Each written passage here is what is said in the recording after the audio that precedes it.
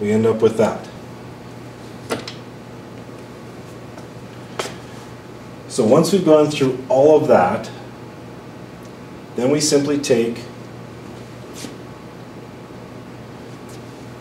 our remainders, write them out from bottom to top, and that gives us our binary number. Now in this case, 100 can be written out without all 8 bits. Like we said before with 13, with 10, those sorts of things. Again, we have to be aware that when we're converting IP addresses or octets from addresses, we have to use all 8 bits. So I'm going to write this out first of all.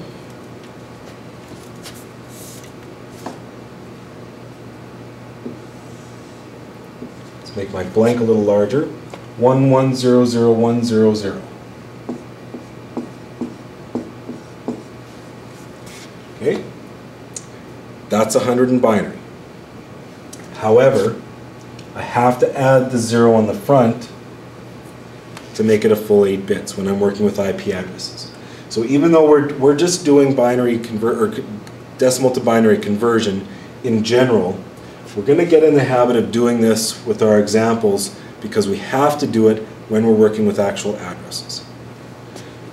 So there we go. And again, if you still don't trust me that this works, take that result, convert it back to decimal in the same way that we were doing before, just to double check your work. And actually, the first few times that you do this, it's not a bad idea to do that just as a double check to make sure that what you've done doesn't have any mistakes in it anywhere. Especially something like this where you notice we've got quite a few more steps than we did with the smaller numbers. So now that we've done that, let's do one more example just to finish up.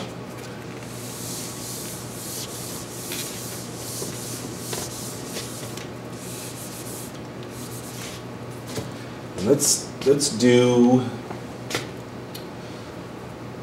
187, we'll say.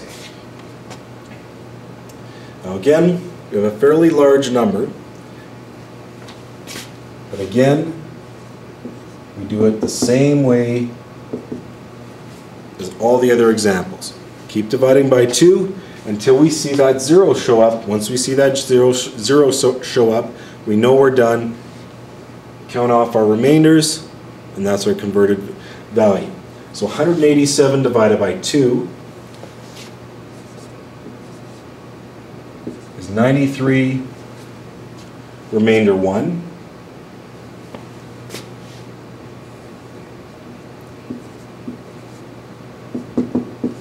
(93) divided by 2 is 46, remainder 1. 46 divided by 2 is 23, remainder 0. 23 divided by 2 is equal to 11, remainder 1. 11 divided by 2 is equal to 5, remainder 1. 5 divided by 2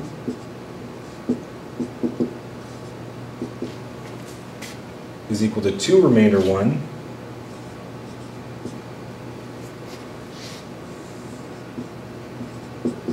2 divided by 2 equals 1, remainder 0, and 1 divided by 2 equals 0, remainder 1. So finally, we get to the end, and we notice we've got 8 remainders, so we've got a full 8-bit number here. Counting it off, 1011, 1011, and that is 187 in binary. So now that covers off both types of conversions, converting numbers from binary to decimal, and then from decimal to binary. And when we're working with IP addresses, we'll see with some of the more advanced things that we can do with them, we have to be able to do both of those types of conversions, back and forth. Okay?